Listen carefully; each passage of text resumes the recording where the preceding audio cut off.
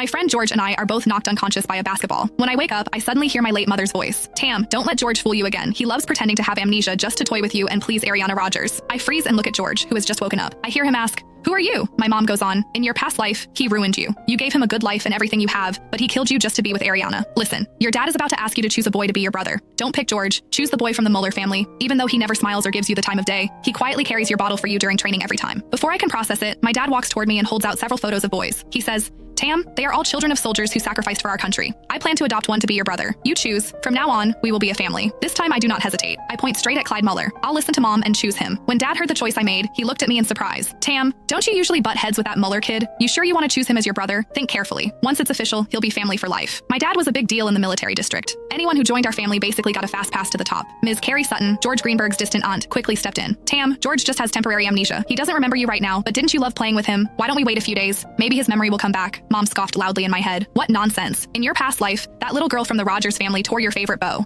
You barely said anything, yet George locked you outside. You stood in the rain for so long you almost got sick. In the end, it was that Mueller boy who came looking for you with an umbrella. He kept saying what a hassle, but still draped his coat over you." Hearing that, something in my chest tightened. I didn't understand why mom kept talking about the past life, but every word weighed on me, like something heavy was pressing against my chest. Besides, Ariana Rodgers had always been the person George cared about most. They were always playing house together, and I was the one left out. "Dad, I've decided. I want Clyde Mueller as my brother," I said firmly. Dad put the photos away and gently ruffled my hair. "All right, I respect your choice. In 2 days, I'll host a dinner and make it official." Mom let out a long breath.